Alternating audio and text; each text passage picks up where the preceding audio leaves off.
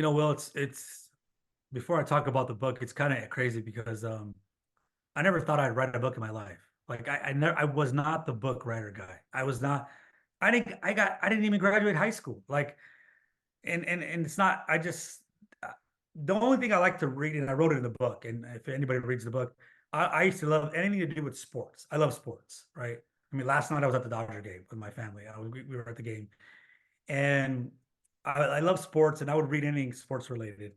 So when I started reading some of the books that got recommended to me in the early days of the business, just so I could be better in business, I wanted to be a better leader, a better person in business. I thought those books were written just for me, and that's how good they were. I was like, are they talking about me? This is crazy. Like, I mean, they don't even know me. Yeah. So as I developed and as I became more successful, I had a lot more people ask me, "Hey, tell me about your story," or get on my podcast, or get on. Can you explain your story to us? I guess my story related with a lot of people, and it was interesting is that I was embarrassed of my story in a way, because I didn't go to college. I grew up in the ghetto. Like it wasn't like who wants to hear this story, right? Like I'm here and doing a training in Salt Lake City. I mean, who wants to hear about this guy from LA about that stuff? Let me talk about the business and all the other stuff about business. So people kept asking me, how did you become successful in business? How did you become successful at this? And I'm like, and I would think back and like think, like, oh, let me beat my chest and blah blah. It was me. No, it was my mindset.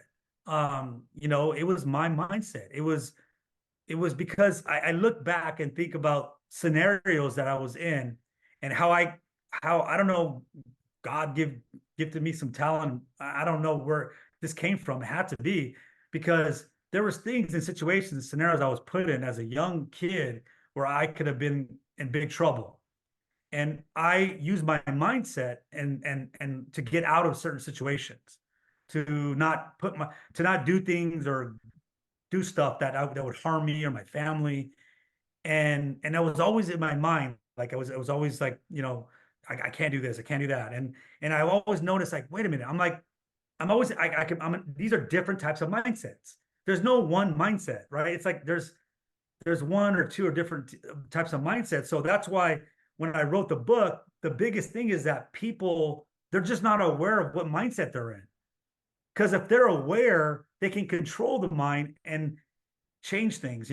So it's like in the book I wrote about, there's like and I wrote about a mindset called an angry mindset. And it's like the one where, let's say you're tired, you went to bed late and your alarm's going off, and man, it's the worst sound, right? It's like, oh God, snooze, snooze, hit the button. You get up, you're already like, oh, you don't want to get up. And then you kick the dresser with your foot, right?